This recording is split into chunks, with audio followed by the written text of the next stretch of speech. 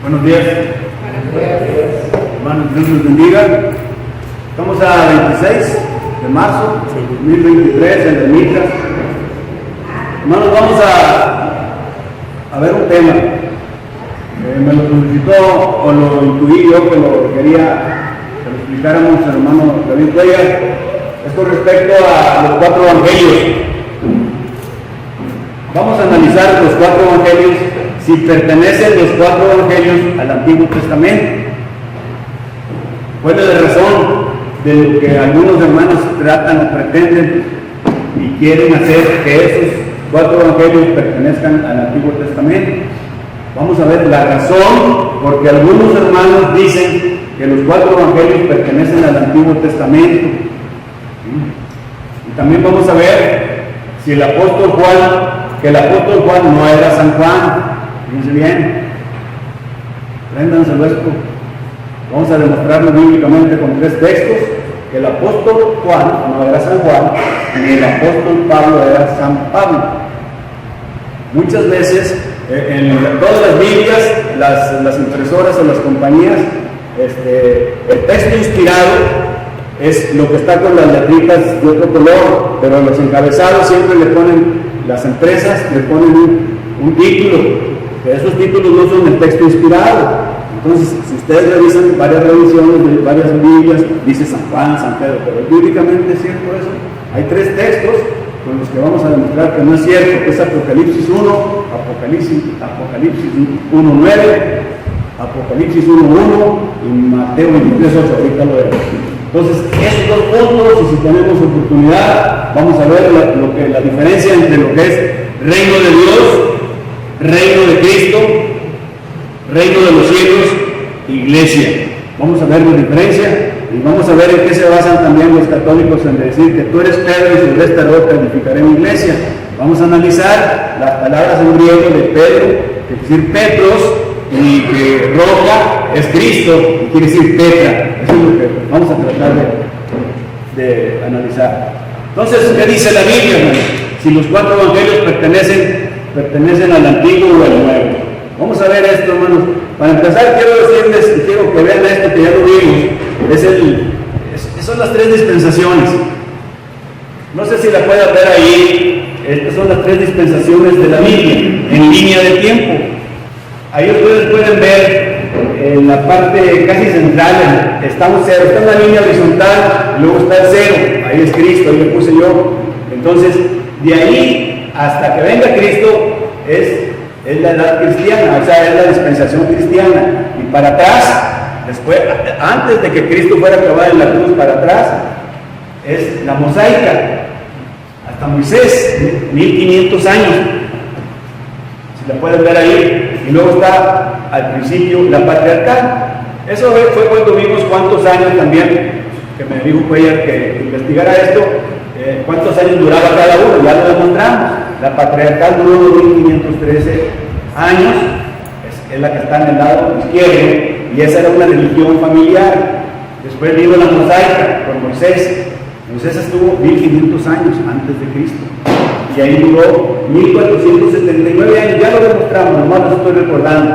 Y luego ya después de Cristo en la cruz, hasta que venga Él, ahorita ya van más de 2000 años, ¿verdad? Entonces, eso es nomás para que vean en línea de tiempo de qué estamos hablando, cómo se hace el cálculo de la creación a la fecha. Ya lo vimos, es normal para que se entere.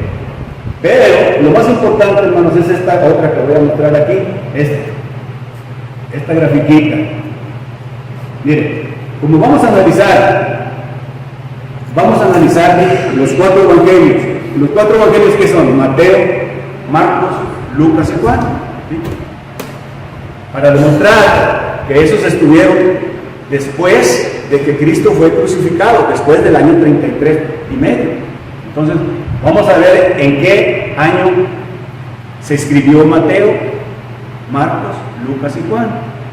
Pero primero que nada vamos a ver a quién escribió Mateo. Tenemos que analizar esos 4 personajes. Miren, para empezar, Mateo y Juan eran apóstoles, ¿sí? Mateo y Juan, de memoria, Mateo y Juan eran apóstoles. Ahora, lo que es Lucas y Marcos. Lucas era griego, entonces todo su escrito en ese libro como que se lo dedicó a los griegos, porque él tenía ese medio de enseñanza. Mateo no, hermana. Mateo lo escribió para los judíos. Por eso ustedes, si analizan Mateo, ven muchas citas o muchas referencias al Antiguo Testamento, bien profundo. Mateo se lo escribió a los judíos. Entonces, en resumen, Mateo a los judíos era apóstol. ¿Y quién más? Lucas era griego y se lo dedicó el estilo de él a los griegos. Marcos, ¿quién era? Era el ayudante de Pedro. Entonces era el que le aprendió mucho de Pedro. Pero acuérdense que Marcos es Juan Marcos, ¿sí se acuerdan? Juan Marcos. Y era un chamaquito y que acompañó a Bernabé y a Pablo en su primer viaje evangelístico, no misionero, es evangelístico. Entonces su primer viaje evangelístico. Pero acuérdense que llegaron a Chipre, salieron de Seleucia en Antioquía, y llegaron a Chipre, y luego de Chipre se embarcaron para llegar a Turquía, y en Perge se hizo para atrás, o sea, se dijo, no la hago, y se regresó con su mamá, y su mamá estaba en Jerusalén, la mamá de él, y era rica, y entonces ahí iban todos los apóstoles, ahí se juntaban, ahí en Jerusalén, en el centro, en el downtown, ahí ya tenía una casa grande, una finca. Entonces él se regresó con su mamá ahí y ya no quiso, pues, porque vio que estaba difícil, y ya continuaron el viaje, ya lo continuó Bernabé y Pablo el primero solos, ¿verdad? Y acuérdense que después en el segundo viaje, no para que se acuerden, ya Pablo ya no quería llevarse a Juan Marcos porque era sobrino de Bernabé. Dijo, no, pues ese es chamaco, ¿ves? Y entonces hubo un pleito entre Bernabé y Pablo. No le estoy dando una referencia, ¿ves? Entonces hubo un gran pleito ahí, pero porque uno lo quería llevar y el otro no. Pero ese es otro tema, que ya tengo también eso. Entonces nomás quiero que vean que Juan Marcos era sobrino de Bernabé y tenía a su mamá en Jerusalén. Ahí se quedó el chamaco, pero como ahí llegaba Pedro, entonces él fue asistente de Pedro, y todo lo que le enseñaba Pedro después él lo escribió, ¿ves? Y por eso él después se reconcilió, o como se dice, después se hicieron amigos, eran de cuenta con Pablo, porque después Pablo lo menciona, no, ahora sí este muchacho sí es bueno y todo, y aparte que escribió ese evangelio, el de Marcos, entonces, y se lo dedicó principalmente pues a los romanos. Y el otro es Juan. Acuérdense que Juan era el más, ¿sí? Entonces, Juan escribió a todos. Juan sí escribió a todos. Y yo les pongo ahí porque todos necesitamos encontrarnos con Dios y solo Jesús puede resolverlo. En este libro nos encontramos con un Dios absolutamente poderoso en carne humana que controla y gobierna el universo que Él creó. Entonces era el hijo amado, consentido de Jesús. Entonces ese es el asunto. Ahora, vamos a ver, fíjense bien en esta gráfica, bien importante, en un análisis que hice aquí. Ustedes, vamos a ver cuándo se escribieron. Es bien importante saber cuándo se escribieron para refutar a los que dicen que son del Antiguo Testamento. ¿Sí? Tenemos que ver cuándo se escribieron. Mire, fíjense en la grafiquita. Hay una flechita que se está moviendo grande. Y ahí para atrás es la dispensación mosaica, ¿sí? Si ustedes ven ahí en el cuadrito al lado izquierdo, dice 1 DC. DC es después de Cristo. ¿Sí? DC es después de Cristo. Los gringos dicen A.D. ¿Te fijas? Fíjate la nota, Los gringos, si tú ves a las otras, ellos dicen A.D. Nosotros en español es después de Cristo. Y ellos dicen A.D, que dicen en latín Anno Domini. Quiere decir Anno Domini. O sea, quiere decir en el año del Señor, si lo traduces. ¿Ves? Entonces, si ustedes ven en inglés ahí, es A.D, que quiere decir después de Cristo o el año del Señor. Ok. Entonces, vamos a ver que está un círculo. ¿Se fijan? En el lado izquierdo del círculo, ahí puse la cruz. Puse ahí está donde está Jesús. Ahí le puse 30, pero realmente es 33.5, ¿verdad? Entonces, y ahí murió Jesús. De ahí empezaron a escribirse los libros. Si ustedes se fijan en cómo tengo dividido ahí, en la parte inferior dice las epístolas judeo-cristianas. ¿Cuántos libros tiene el Nuevo Testamento? 40. ¿Quién se lo sabe? La Iglesia de Cristo, a ver. Hermana Conchita. 7. Fíjese bien. Fíjese, hermana. Las epístolas judeo-cristianas son James, o sea, en la parte de abajo. James quiere decir Santiago en español. James, James. Entonces, esa fue la primera que se escribió, ahí dice, en el año 47. O sea, del 33 al 47, ¿cuántos son? 14 años. Y fue, a ver, ustedes asesórenme, Santiago sí fue el que lo mataron, ¿verdad? Al primero que lo mandaron con espada, murió a espada. Entonces, sí, hermano. ¿Sí? Hechos 2, sí. Entonces, Santiago, por eso es el primer libro de memoria. Santiago es el primero que se escribió en el año 47. Y así sucesivamente. ¿Ves? Entonces, pero el objetivo de nosotros es ver cuándo se escribieron los 4 evangelios, para demostrar que no están en la dispensación mosaica. Fíjense bien, los 4 evangelios, Mateo es en el 66. Mateo se escribió en el 66, según los historiadores, del 33, o sea, 33 años después de que Cristo fue crucificado. Y por ejemplo, Marcos más o menos en esa época, y Lucas, ahí lo tengo. Lucas también fue en el 63. El único evangelio que se escribió al último fue Juan. Y acuérdense, les vamos a demostrar que no se dice San Juan. Préndanse los varones. Cuando se predique aquí, yo no, según San Juan. Vamos a demostrarlo con 3 textos. El Apocalipsis 1.1, Apocalipsis 1.9, en Mateo 23.8, lo vamos a ver ahorita, nomás para que se les quite ese error. Porque se fijan en lo que dicen los encabezados de la Biblia, las letritas, y esas letritas las hacen las impresoras, no es el texto inspirado. Entonces, vamos a ver. Fíjese, Juan escribió el Gospel, es el Evangelio de Juan, no el Evangelio de San Juan, porque no era de San Juan, la revelación era de Jesucristo, nos lo dice Apocalipsis 1.1. Entonces, escribió el Evangelio de Juan, escribió primera, segunda y tercera de Juan. ¿Cuántos van ahí? 4. Y Revelation, el Apocalipsis, 5. Pues nomás para que tengamos, porque esto es estudio. Entonces, ese es el punto, hermano. Mira, y se les llama. Espera un tantito. La agüita, no sé qué la. Mira. Ahí están, mira. Dice, en los hechos se escribieron en el 65 después de Cristo, okay. Pero las epístolas paulinas, allí se les dice, ahí lo tengo, dice, primera de Tesalonicenses, segunda de Tesalonicenses, primera de Corintios, etcétera, tiene 1, 2, 3, 4, 5, 6, 7, 8, 9, 10, 11, 12, 13. El apóstol Pablo escribió 13, que se le llaman, ¿cómo? Epístolas paulinas. Epístolas paulinas. Vamos a resumir. Hay los evangelios, se les dice sinópticos. Fíjate, David. Oiga, ¿por qué? ¿Qué quiere decir sinóptico? Ahí lo tengo. Quiere decir visto todo junto.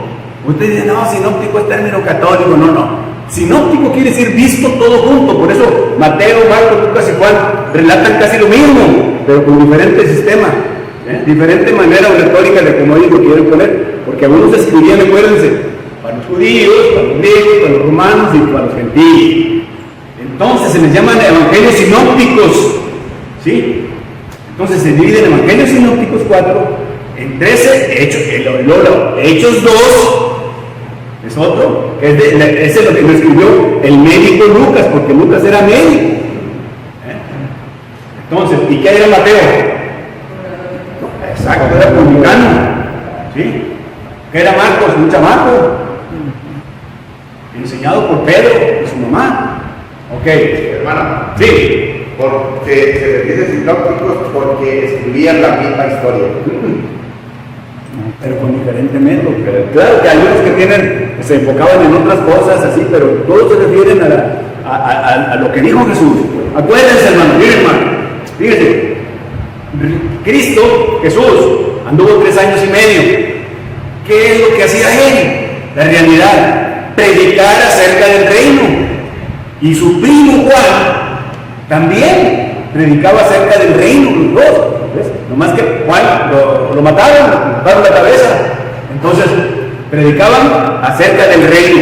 Y todo lo que se iba a requerir para el reino, por ejemplo, la iglesia, que se iba a requerir la gran comisión, que se iba a requerir el bautismo, ¿ves?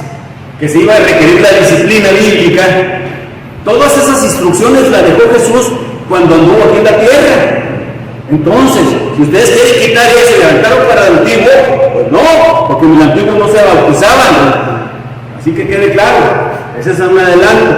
Entonces, así es como estamos viendo. Entonces, en resumen, estamos viendo los evangelios sinópticos, las Hechos 2, que es la narración, donde empieza, y las epístolas paulinas, que fueron 13, y luego siguen las epístolas judeo-cristianas, que son Santiago, primera de Pedro y segunda de Pedro, Judas y Gabriel, 5, y luego tenemos los 5 libros de Juan, punto. Entonces, así quedamos. Entonces está fácil, o sea, nomás lo que quería ver. Ahora, ven ese círculo que está así. Ese círculo, hermanos, les voy a explicar, ese quiere decir un periodo de transición, porque abarca desde que Cristo estuvo en la cruz hasta que hubo la diáspora, o bien diáspora quiere decir dispersión, porque en el año 70 y profetizado se destruyó Jerusalén. Acuérdense que estaba Jesús en un monte y estaba contemplando ahí la Jerusalén, el templo, y le dijo a sus discípulos y apóstoles que tenían que eso iba a ser destruido y en el tercer día iba a levantar todo. Y aparte estuvo dando profecías que se iba a acabar el mundo y que no. Entonces hay un capítulo que no hemos visto, Mateo 24, en el cual se basan los premilenialistas, los adventistas, que dicen que va a haber señales y va a haber todo eso, catástrofes y todo. Ya viene Cristo y todo, y por eso predican, ahí viene Cristo, y empiezan a asustar. Entonces, pero es que ellos interpretan mal ese libro, y ese libro tiene, la mitad de los versículos está hablando Jesús, la mitad de ese capítulo habla Jesús, habla de la destrucción de Jerusalén, y la otra mitad hace un cambio y dice de la destrucción final, la que estamos esperando ahorita. Pero estos amigos, los adventistas, los premilenialistas, lo revuelven y empiezan a asustar. ¿Ves? Entonces, pero no entienden ese capítulo que hay que analizarlo de que una parte de Cristo está hablando, les está diciendo a sus discípulos que se iba a destruir Jerusalén. En el año 70 se cumplió, 40 años después. ¿Ves? Y que digo, y van a estar ustedes vivos para que vean. Por eso mucha gente se preparaba y vendían todas sus posesiones y se iban, porque iba a venirse esa catástrofe. Así lo entendían ellos y se distribuyeron. Y por eso ahorita los judíos están en todo el mundo. Entonces, ese es el punto. Y por eso algunos hermanos dicen, no, pues solamente tu casa, vende todo y reparte. Pero hay una situación especial ahí. ¿Ves? Entonces, no se aplica. Entonces, ahora, ese es el punto. Y por eso lo observamos en un círculo que es un periodo de transición. Porque ese periodo de transición hasta el año 70 era para que los cristianos que eran judíos ya se borrara por completo la ley de Moisés. ¿Ves? Por eso en el año 70 y vamos, lo mejor de destruir, estaba profetizado. Ok, entonces si entendieron, David, oye, ahí vamos. Muy bien, entonces vamos a seguir. Fíjate bien, mira, vamos a ver, acuérdense que el método de enseñanza que yo traigo, que tengo, hay que ser todo estructurado, quiere decir, con pedacitos, ¿verdad? Estructuradito, para poder explicarlo y hacerlo entender. ¿Qué lo voy a hacer por cuadrito? Estos son los antecedentes de por qué hubo la anulación del acta de los decretos, que es el antiguo pacto, anulación del acta de los decretos y el establecimiento del nuevo pacto. Vamos a ver esos antecedentes. Mira, los 4 evangelios y el resto de los libros del Nuevo Testamento fueron escritos durante el año 47 al 96, para empezar, para demostrar que no estaban en la edad mosaica, después del 0 para atrás, o sea, para atrás, ¿verdad? Sino, como les dije ahorita, el 47 es el libro. ¿Cuál fue el primero que les dije? Santiago. Acuérdense. Entonces, ¿y los últimos? Juan. Entonces dice, número 2, la ley de Moisés fue el primer testamento o el Antiguo Testamento de Dios. ¿Ves? Vamos a ver. ¿Por qué fue el primer testamento o el Antiguo Testamento de Dios? Que era Hebreos. Fíjense bien, hermanos. Ahí Octavio, los que no han entendido bien aquí. ¿Por qué antiguo y por qué nuevo? Fíjate lo que dice. Pero ahora, dice el escritor a los hebreos, ¿ves? Dice, pero ahora tanto mejor ministerio es el suyo, o sea, el de Cristo, el nuevo pacto. Dice, cuanto es mediador de un mejor pacto, el nuevo pacto, que ese es donde estamos ahorita, en la dispensación cristiana, es mejor que el antiguo pacto, así dice, establecido sobre mejores promesas. Luego sigue, porque si aquel primero, el antiguo, hubiera sido sin defecto, ciertamente no se hubiera procurado lugar para el segundo. Y lo dice, porque reprendiendo dice, he aquí vienen días, dice el Señor. Fíjense bien, en que estableceré con la casa de Israel y la casa de Judá un nuevo pacto. Entonces, ahí con eso no le sigo leyendo, si no me pierdo aquí. O sea, es el nuevo pacto que el texto nos ampara. Acuérdense, todos los que quieran saber la diferencia entre el antiguo y el nuevo, váyanse a Hebreos. Fíjate, en Hebreos 8 y 9, ahí pueden encontrar claramente cuál es la diferencia. ¿Sí, Octavio? ¿Estás agarrando? ¿Ah? Ok, número 3. La ley de Moisés terminó para todas las personas de todos los tiempos. Cuando Jesús murió en la cruz, ¿quién nos lo demuestra? Es bien importante, hermanos, que no nomás que como varones y todos los que enseñen se sepan las citas. Acuérdense que Hebreos ahí te vienen diciendo todo lo del antiguo y nuevo pacto. Y luego Colosenses 2:14 dice, anulando el acta de los decretos que había contra nosotros, que nos era contraria, quitándola del medio, clavándola en la cruz. Ahí está lo que yo digo, no, es que empezó desde que expiró. ¿Pero qué texto? Colosenses 2:14, 15 y 16. Con eso ustedes quedan demostrados, se queda demostrado. Ahora, número 4, el nuevo pacto comenzó después de que Jesús regresó al cielo. Acuérdense, ahí les va. Mira, Jesús resucitó un domingo.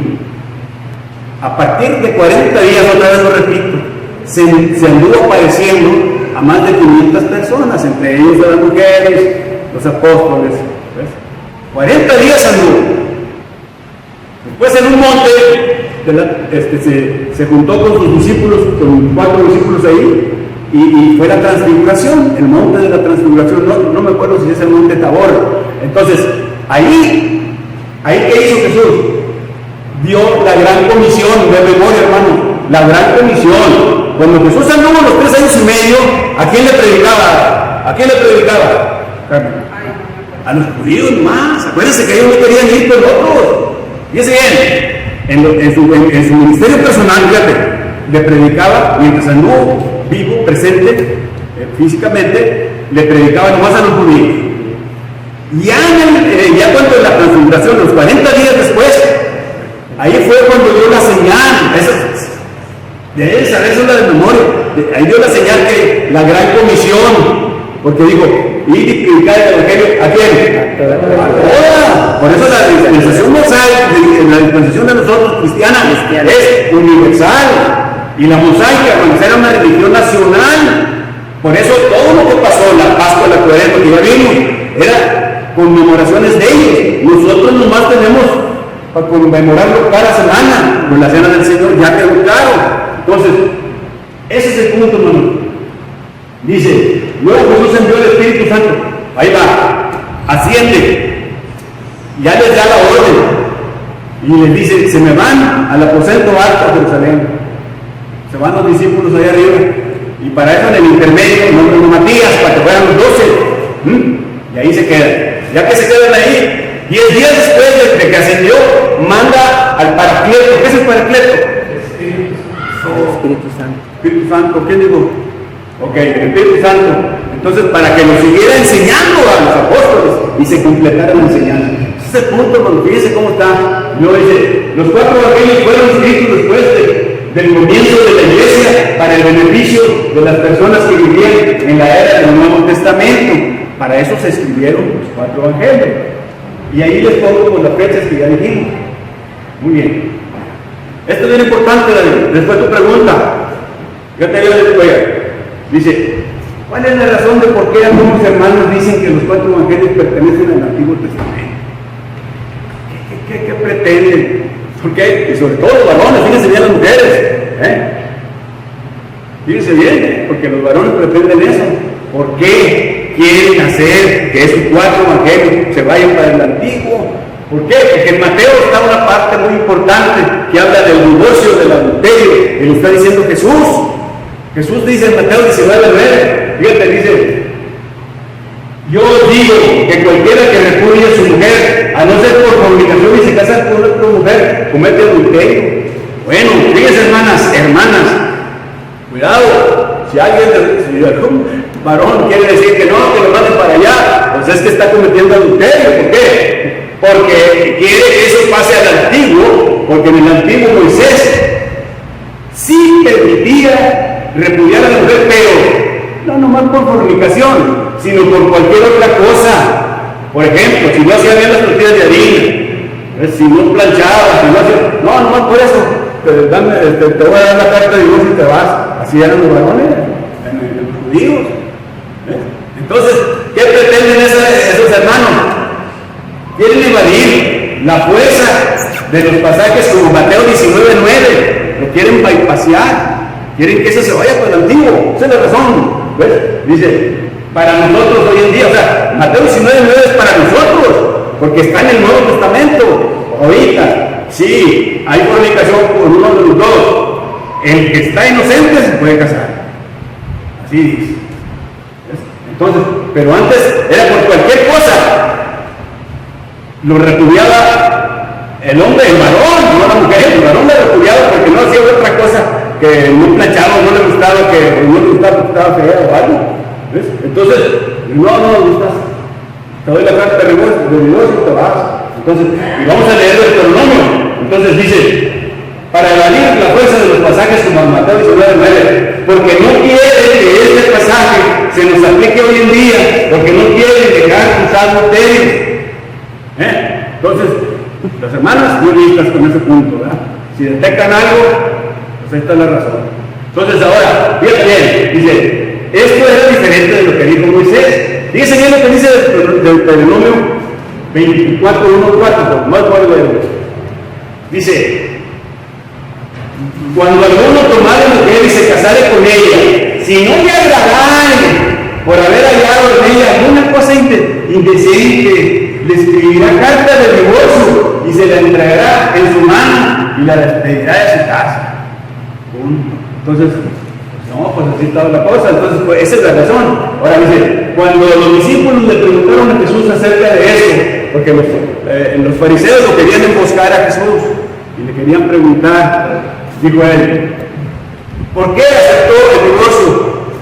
En el principio Dios no lo acepta, pero ¿por qué Moisés sí lo aceptó? Por la dureza, dice, por la dureza de vuestro corazón, Moisés os permitió repudiar a vuestras mujeres. Esa fue la razón, por la dureza. Ahí está, dice, en Mateo 19:8-9. Esto es la clave. Entonces, en resumen, lo que dijo Jesús sobre el divorcio es diferente de lo que dijo Moisés. Lo que dijo Jesús es porque todas las personas ahora, es para todas las personas. Lo que dijo Jesús en Mateo 19:8-9. ¿Están de acuerdo? ¿Sí, ¿está bien explicado? La razón, a ver. Y es que también hay quienes han comentado que los evangelios forman parte del Antiguo Testamento, porque en las prácticas de Jesús, por ejemplo, cuando él iba a sanar a alguien, le decía, no puedes porque es día de reposo, o porque se señala, estaban subiendo a celebrar la fiesta de tal cosa. Mira, qué bueno que dices eso. Acuérdense todos, hermanos y hermanas, Jesús vivió en la era mosaica. Él tenía que cumplir la ley. Y eso le decía a sus discípulos, cumplan la ley. Por eso predicaba en la sinagoga, por eso él los sábados y todo eso, ¿ves? Porque estaba cumpliendo la ley, pero no vino para abrogar la ley. ¿Abrogar qué quiere decir? Destruirla. Ok, vino para cumplirla, ¿ves? Y a fin de cuentas en Hebreo nos está diciendo que con el nuevo pacto, ya cuando él murió, vámonos, se fue. Entonces, pero ahorita vamos a ver las razones, es bien importante, porque si tú quitas eso, fíjate bien la Biblia, si tú quitas esos libros, vas a quitar todo lo que dice ahí, y todo lo que dice ahí, Jesús estaba preparando su reino, estaba dando instrucciones, ¿como qué? Como la disciplina de la iglesia. ¿Ves? Cuando dijo quitar a ese perverso de aquí, el que cometió incesto, en 1 Corintios 5:13, estaba dando la disciplina. ¿A qué estaba dando implícitamente? La disciplina de la iglesia. ¿Cómo debemos disciplinar aquí en la iglesia? No ser pasalones como los de Corinto. Bueno, entonces vamos a ver todo lo que está ahí. Fíjense. Vamos a ver aquí, este es bien importante la historia. Dice, las enseñanzas de los 4 evangelios respecto al reino de Dios. Acuérdense que reino de Dios, ahorita si tenemos tiempo lo buscamos. Reino de Dios, nomás para que se les vaya quedando. Reino de Cristo, reino de los cielos, iglesia de Cristo, es lo mismo. Lo vamos a demostrar. Y vamos a demostrar lo que tú eres Pedro, sobre esta roca edificaré mi iglesia. Lo que quiere decir Pedro es Petros, piedra chiquita. Y Petra quiere decir roca. Cuando dice, y sobre esta roca, si te vas al griego, roca quiere decir Petra, quiere decir un acantilado. Y luego dice, y cuando dice, y habla de Pedro, en griego es Petros, y es una roquita, es una pequeñita roca. Entonces cuando dice Jesús, lo estoy diciendo porque lo voy a repetir y eso se les debe quedar, es como refutar a los católicos. Dice Jesús, tú eres Pedro, una pequeña piedra. Y sobre esta roca, este acantilado que soy yo, edificaré mi iglesia. Entonces, Cristo está edificando su iglesia sobre él, no sobre Pedro.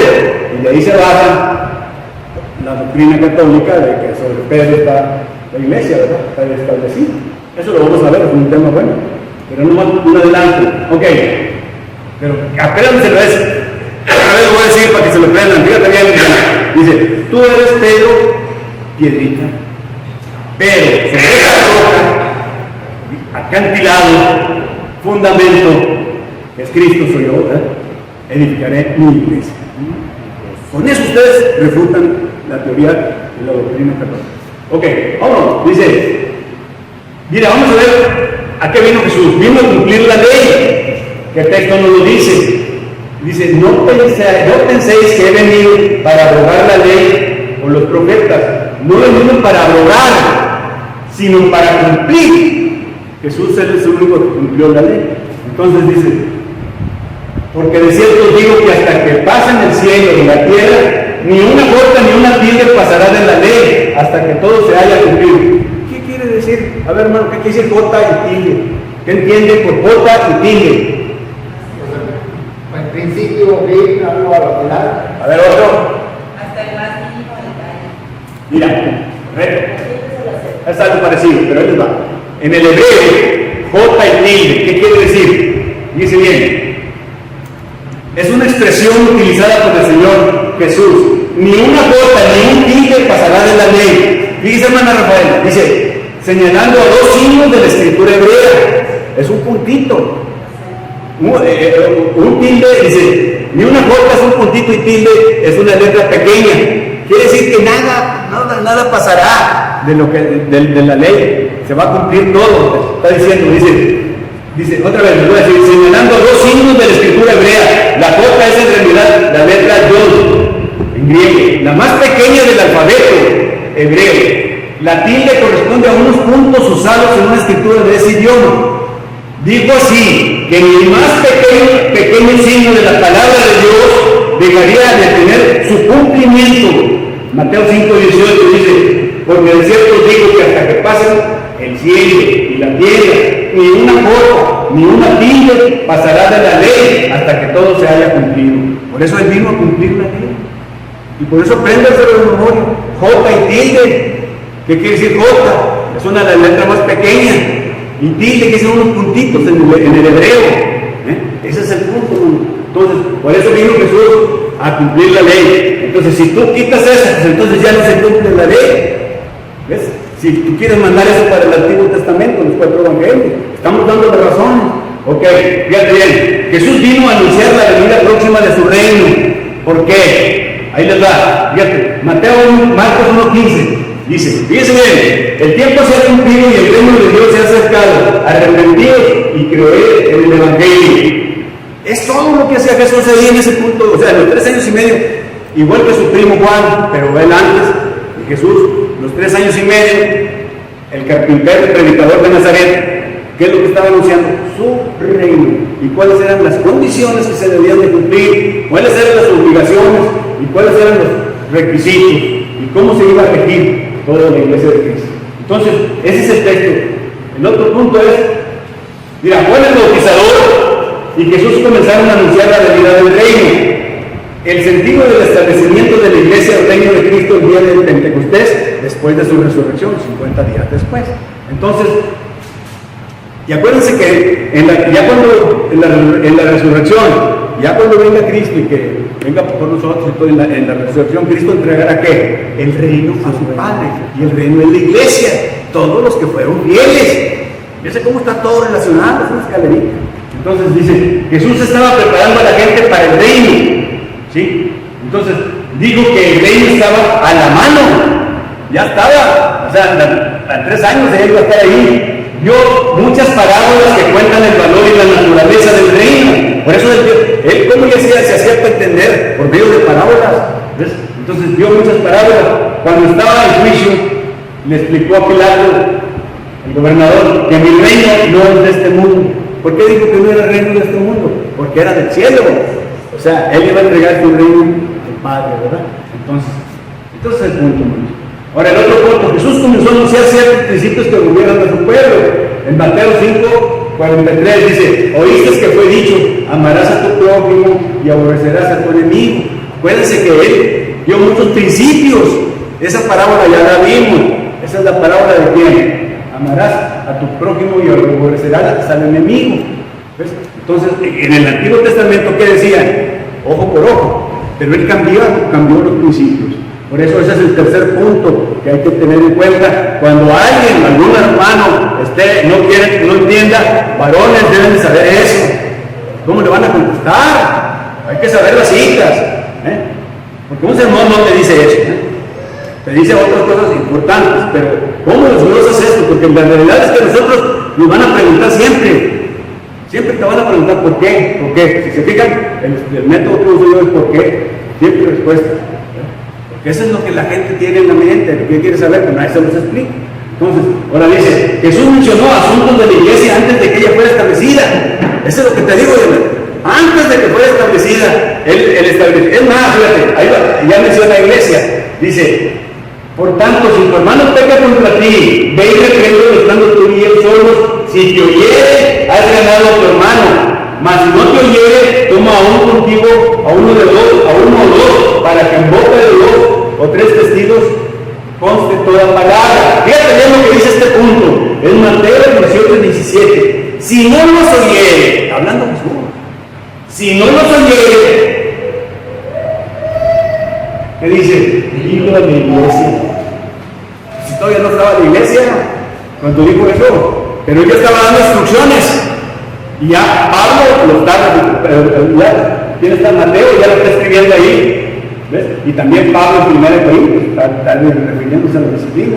Entonces ya está él anticipándose. Entonces, ¿cómo quieren cambiar eso para el antiguo? ¿Ves? Entonces dice, y si no llega a la iglesia, tenle por gentil y publicante, etc. Entonces, ese es el punto, ¿no? Ahora, vamos a ver el otro. Jesús dio la gran comisión. Si él no ha dado la gran comisión, entonces pásala para el antiguo, entonces ¿qué? Ya para qué vamos a predicar el evangelio de toda criatura. Se me va a acabar. Faltan 10. ¿Se entienden? ¿Cómo está David? Entonces, ¿cuántos van a ver?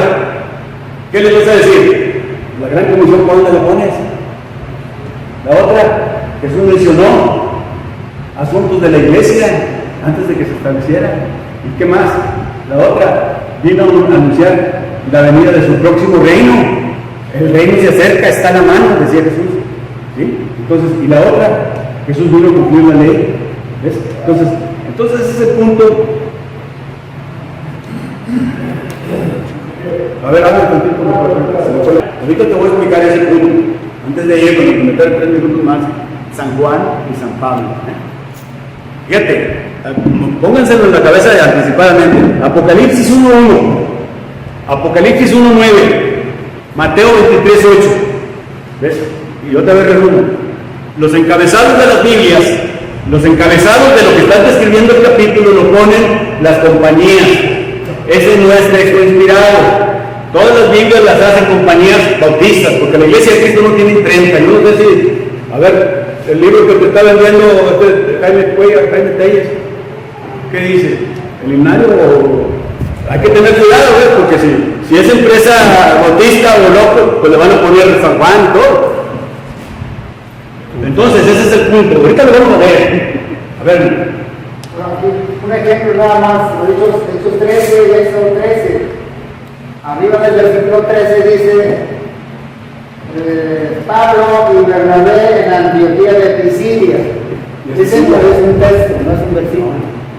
Es nunca rezaba después de una separación de los versículos para cambiar, ya sea de idea. Es más, dice, primer viaje misionero. Fíjate, misionero, dice. Para empezar, la palabra misionero son de los católicos. Aquí no, la misión de la Tierra del Tana, la misión de la industrial. Hay un texto que se llama 1 de Pedro 4:11. Nosotros debemos hablar de acuerdo con los oráculos de Dios. ¿Ves? No debemos usar otros términos. Por eso yo les digo de líder. Espérate, ¿por qué estás metiendo? Si ahí está diciendo otra cosa. Entonces, el viaje misionero era evangelista, era el evangelio, porque era el apóstol de los gentiles. Hermano. Hermano, acerca del punto 3, dice que oíste que fue dicho, amarás a tu prójimo y aborrecerás a tu enemigo. Eso es una sombra del Antiguo Testamento, ¿verdad? Sí. Porque el 44 le responde Cristo, Jesús dice, pero yo os digo, amad a vuestros enemigos y bendecid a los que los maldigan. Sí, o sea que es lo que el término, Cristo cambió, o sea, por eso es importante. Ya estaba, él estaba físicamente viviendo en la edad mosaica, pero estaba ya cambiando la transición. ¿Ves? Eso que está diciendo el hermano, antes era ojo por ojo, o sea, aborrece a tus enemigos. Por eso Jonás aborrecía a los de Nínive, parece que es el libro de Jonás. Es el profeta renegado que no quiso perdonar. Entonces, pero Dios le dijo, bueno, tienes que, ¿verdad? Entonces, así era la ley. A ver, Sí, hablando de la transición, vamos a decirlo así, porque eso era lo que estaba ocurriendo con la venida del Señor Jesús. Algunos argumentan, vamos a hablar de otro punto que no voy a tratar. Dice, ¿cómo le puedes preguntar a una persona o a un matrimonio si quieren bautizarse los dos? Y pues también, o sea, no tienen ningún problema algunos, porque algunos se divorcian y luego se casan y todo eso. Entonces, ¿cómo puedes estar preguntando? Bueno, por ejemplo, los que se bautizaron en el día de Pentecostés, dice que eran como 3,000, pero ¿a poco les iban a preguntar a todos, oye, ustedes están viendo en el matrimonio? Y la respuesta es, yo entiendo que es sencilla, así como Jesús enseñó muchas cosas, también enseñó sobre el matrimonio. Claro. Dice, si todos los que oyeron lo que Jesús dijo, hablando de Mateo 19,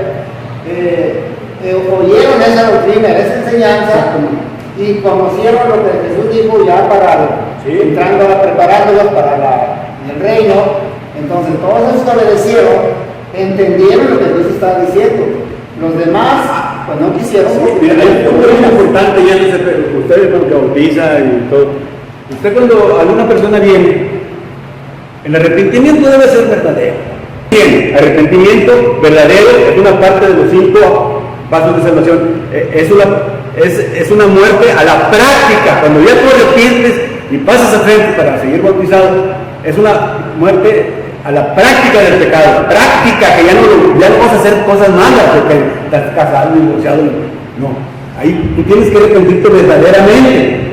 Bueno, y luego la otra es, si tú dices, no, pues, si pasa una persona y está el que está dando el sermón, uno no puede leer la mente de esa persona. ¿Cómo sabe uno? No sabemos, hermano. usted puede, por equivocación puede bautizar a una persona que está divorciada, segunda nupcias, etc. Usted no es culpable porque lo va a bautizar, porque usted no puede penetrar en el cerebro de él para ver cómo está mintiendo, cómo está acá. Por ejemplo, mi hermano Joel bautizaba y dice, pues, claro, se le debe asesorar a los varones varias veces para que cumpla bien todo, pero ya cuando de repente estás tú en una congregación y se para alguien, pues ¿qué vas a hacer? ¿Lo vas a negar? No, porque nosotros no somos, ya el texto, usted no es responsable de la mente del otro. Sí, eso es cuando hay algunos indicios de que pudiera ser no estar bien. Sí, no, por eso uno como congregación, varones y todo, debemos investigar y más o menos estar con ellos. Bueno, pero eso es otro punto, hermanos. Entonces, vamos a seguir con la Gran Comisión. Ya vimos que la Gran Comisión la estableció. ¿Cuándo la estableció? A ver, tú me preguntaste, a ver, ¿cuál fue? ¿Cuándo fue la Gran Comisión? ¿Cuándo la dio? 40 días, les acabo de decir. O sea, en el monte de la transfiguración, ahí fue cuando dijo, y predicar. O sea, que antes era para los judíos, y luego después, ahora va a ser universal. Entonces, si quitas eso, entonces ya no va a haber Gran Comisión. Eso es lo que les quiero decir, ok. Entonces, se me está acabando el tiempo. Estaba preparando lo que era de Exacto. Mira, aquí con esto remato tantito. Me dan 5 minutos tantito, fíjate bien. Ya. Esto es un gráfico. Dice, de los 4 evangelios pertenecen al Antiguo Testamento. Si los 4 evangelios pertenecen, es una pregunta, ahí va físicamente, visualmente, al Antiguo, entonces ¿por qué? ¿Por qué no tenemos que adorar en Jerusalén, sino en espíritu y en verdad? Acuérdense cuando les di la clase de la mujer samaritana en el pozo de Jacob. Dice, no, pues nosotros adoramos aquí en este monte, y los judíos adoraban en Jerusalén. ¿Y qué dijo Jesús? No, cuando venga mi reino, vamos a adorar en donde quiera, en la colonia, en las mitras, en San Nicolás, en todas partes. Por eso se tiene que adorar a Dios en todo lugar. Dice, no tenemos que adorar en Jerusalén, sino en espíritu y en verdad. ¿Ves? Jesús le dijo a la mujer samaritana, la hora viene cuando ni en este monte, ¿ves? Ni en Jerusalén adoraráis al Padre. No tenemos que adorar en Jerusalén o en un aposento alto, o tenemos que ir a Jerusalén adorar, sino que aquí, en el edificio, dice, Dios se agrada de nuestra adoración cuando adoremos en espíritu y en verdad. Esa es una de las cosas bien importantes ya para acabar. Mira, Jesús mencionó asuntos de la iglesia antes de que ella fuera establecida. Ya se los dije, ahí en la figurita está un incestuoso, que la iglesia debe haber santidad. Nosotros como miembros no debemos permitir que haya varones o hermanas o hermanos que estén en pecado, sino hay que ayudarlos para que se corrijan. ¿Ves? Y si no se quieren corregir, ahí lo están viendo cómo está la persona, lo están expulsando. ¿Sí? Pero eso es otro tema. Pero él vino, dice, Jesús mencionó asuntos de la iglesia, él ya estaba anticipando, y ahí menciona el verso de la iglesia. Y esto es lo importante, lo que les dije al principio, la razón. Lo que dijo Jesús sobre el divorcio es diferente de lo que dijo Moisés. Aquí es por fornicación. Entonces la parte libre, la parte inocente se puede casar. Mateo 19:9. En cambio con Moisés, nomás porque no le gustaba, porque la consideraba no apta para él le daba carta de divorcio. Pero ¿por qué lo permitió Dios? Fíjense por qué. Por la dureza de corazón de ellos, que estaban así bastante. Eran muchos. Entonces ese es el punto, hermanos. Quiero ver lo del San Juan, muy importante. Ya con eso termino. Mira, yo te voy a pedir, oye, tú preguntaste, ¿sí qué te va? El apóstol Juan no era San Juan, ni el apóstol Pablo era San Pablo. Cuando pasen aquí, pues no vamos a leer San Juan, vamos a ver por qué no. Dice bien. Entonces, mira, hay 3 textos: Apocalipsis 1:1, Apocalipsis 1:9 y Mateo 2:38. Fíjate bien, ¿qué dice Apocalipsis 1:1 y Apocalipsis 1:9? Fíjate bien, Javier, dice, la revelación de quién es, de Jesucristo, no es de Juan. Fíjate bien, que Dios le dio para manifestar a sus siervos las cosas que deben suceder pronto, y la declaró enviándole por medio de su ángel a su siervo Juan, no dice San Juan. Y lo dice Juan. Y luego al Apocalipsis 1:9 dice, yo, Juan. vuestro hermano. Sí, ahí le va la otra. Fíjese bien. Los encabezados de Biblias. Fíjate bien. Vamos a ver, según la versión Valera de edición de 1960, dice, el título que se le ha dado a este libro, por los que hacen las Biblias esas, es el Apocalipsis de San Juan. Pero ya les dijimos que eso son impresoras, no es texto inspirado, ya lo dijo el hermano Toño. Entonces, esta revelación no era de Juan. Apocalipsis 1:1 que dicen de quién es, de Jesucristo. Y ellos están diciendo, dice, el Apocalipsis quiere decir revelación de Juan. Hermana Rafaela, fíjese bien. Según la versión moderna, es el Apocalipsis, o sea, la revelación de Jesucristo dada al apóstol San Juan, así dicen ellos, los que en las Biblias esas. Entonces, para empezar, Jesús no era San Juan. Y tercero, fíjate bien, dice, según la versión Valera, revisión de 1909, el Apocalipsis o revelación de Juan, el teólogo. ¿Qué quiere decir teólogo? Dios, ¿qué quiere decir? ¿Está bien?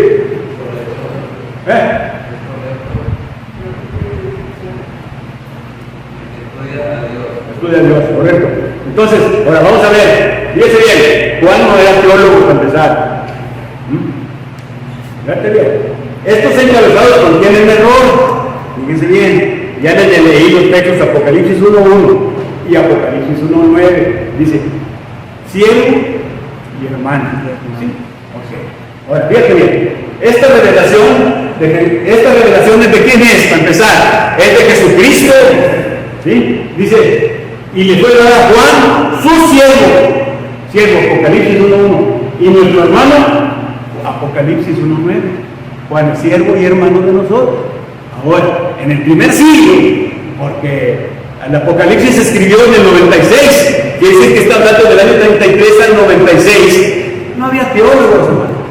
Eso lo sacaron los apóstoles católicos, ¿verdad? Entonces, fíjense bien, dice, en tiempos apostólicos, o sea, cuando del 96 al 33, cuando era la iglesia primitiva, que es la iglesia de Cristo, que eso es lo que nos pasamos nosotros, dice, en tiempos apostólicos no había distinción entre cristianos, no había distinción, hermano. Dice, no había clérigos, los clérigos los sacaron ellos, los de la doctrina católica, ni laicos. Por ejemplo, los que van y están sentados ahí son laicos, y el que está acá, el vestido aquí, sacerdote, es clérigo, ¿verdad? Entonces, en ese no había, en el primer siglo, hermano. Y lo dice, y no había teólogos tampoco. Dice, todos los cristianos somos, todos los cristianos, ¿qué somos? Hermanos, ¿sí? Somos hermanos en Cristo, porque ahí está el otro texto, para que se amparen, Mateo 23:8, fíjate, dice, pero vosotros no queráis que os llame David, porque uno es vuestro maestro, el Cristo, como dice David, el maestro es el Cristo, y todos vosotros sois hermanos. Entonces, dice, recuérdense que los encabezados, que los hombres no inspirados han puesto para introducir los libros de la Biblia, no son parte del texto inspirado. ¿Con eso queda claro, ¿verdad, Víctor? Ya te ven. Aquí en este caso, como Juan, todos deberíamos ser teólogos. Ahorita sí. Todos. Estudiamos o investigamos de Dios. Sí, pero en el primer siglo, ellos dicen, Juan es teólogo, pues, no se usaban esos términos, ¿no? Eran todos hermanos, y claro, Juan era apóstol y no sé si llegó a ser anciano. Yo creo que la idea más bien es que como Juan estuvo más cerca del Señor, le reveló muchas cosas muy especiales en todo sobre el amor casi, entonces esa es la razón que sí, pero no se debe admitir que se diga San Juan, ¿o sí o no? A ver, hermano. Hermano, una pregunta, y duda que tengo, en los tiempos de Señor Jesucristo se llamaba santos porque estaban separados para Cristo, y era por eso mismo, pienso yo, sáquenme de la duda, pero eso le llamaba santo nosotros todos somos santos, somos sacerdotes, pero santos en el término bíblico quiere decir separados. ¿De qué? Del mundo. Estamos ahora ya con la iglesia cristiana con Dios acá. Eso quiere decir santo. Todos somos santos, pero los católicos le dicen santo a los santos muertos. Y el santo que ellos usan es por cómo se comportaron, fueron muy buenos. ¿Cómo se llaman? Los santos, todos los santos, ¿cómo se llaman los santos? El San Martín de Porres, por ejemplo, muy buena gente, y por eso te hacen santo. Te hacen santo por tu comportamiento, según ellos, pero no te hacen santo luego, hasta los 40 años, porque te deben de canonizar, y luego te deben de beatificar, y luego el Papa los hace santos. Espérate. Y es verdad que, pues, la Escritura, por eso, como ellos estaban muy pegados con Cristo, por eso se les tomó ese No, mire, o sea, santos en el término de la Biblia es separado. Todos somos santos. Pero como los que escriben ese titulito son iglesias no escriturales, entre ellos la católica y todos los bautistas y lo que sea, ellos le ponen San Juan, pero creen que porque eran muy buenas personas, porque el término católico santo quiere decir su persona. Por ejemplo, una de la India, ¿cómo se llama la de la India? Una viejita, la Teresa, hizo muchas obras y ya por eso eres santo, le ayudaste. Pues no por obras para que nadie se gloríe, para empezar. Entonces ellos el término santo lo usan por su figura de ayudar o de cómo era. Son vidas contemplativas allá alejadas y muy santos y ascetistas. Pero el término bíblico es santo, quiere decir separado, quiere decir que tú ya estás escogido. Por eso la iglesia quiere decir los escogidos, los llamados. Ok, ya me pasé, pero Gracias. Dios